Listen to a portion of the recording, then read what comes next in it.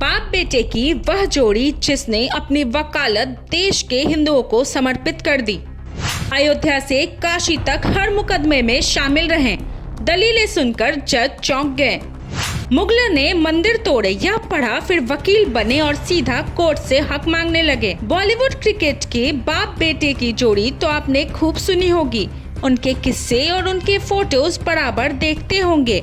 लेकिन आज एक ऐसे बाप बेटी की कहानी हम आपको सुनाएंगे जो ना तो बॉलीवुड से है, ना तो क्रिकेट से और ना ही कोई सेलिब्रिटी हैं, लेकिन हर हिंदू के दिलों में यह दोनों राज करते हैं।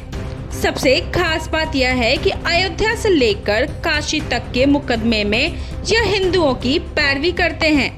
कांग्रेस के कपिल सिब्बल जैसी इनकी फितरत नहीं है। इन्हें कोई करोड़ों भी फीस दे दे तो यह हिंदुओं के खिलाफ कभी भी कोर्ट में पैरवी नहीं करेंगे।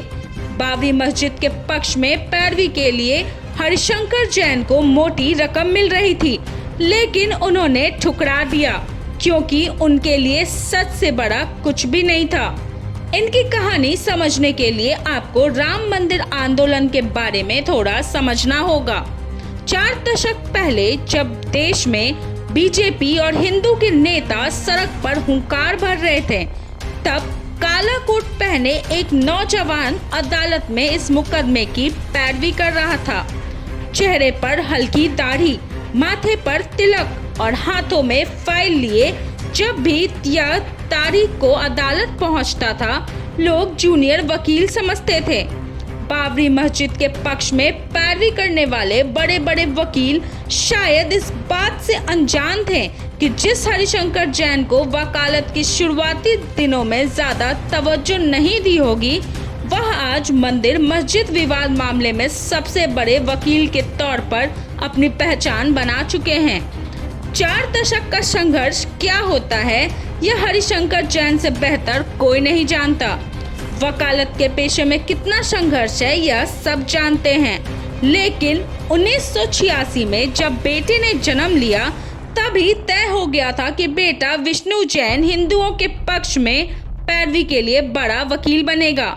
जिनके पिता ही इतने तेज तर्रार हो, उनका बेटा भला कैसे ही कानूनी दांव से दूर रह सकता है। 26 साल के उम्र में ही विष्णु जैन वकील बन गए और अयोध्या जैसे बड़े मामले में पिता के साथ मिलकर उन्होंने अपनी प्रैक्टिस शुरू की।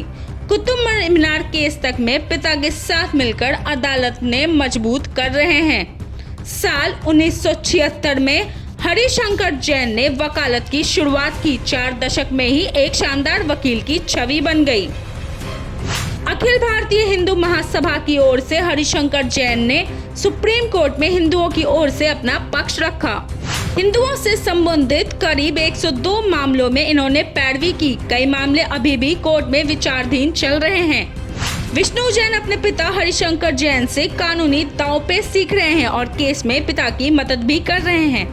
मथुरा कुतुब मीनार के अलावा लखनऊ के टीले वाली मस्जिद के शेष गुफा होने का भी दावा किया है।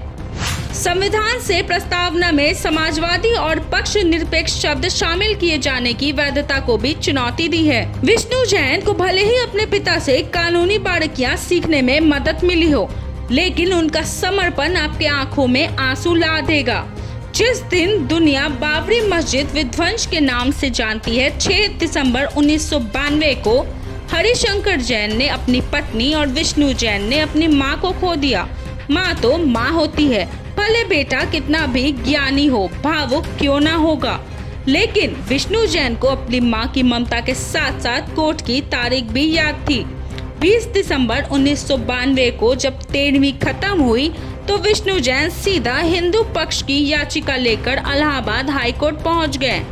यही हार्ड वर्क और डेडिकेशन है जिसने हरिशंकर जैन और विष्णु जैन को हिंदुओं का हीरो बना दिया है। Bureau report, Patna.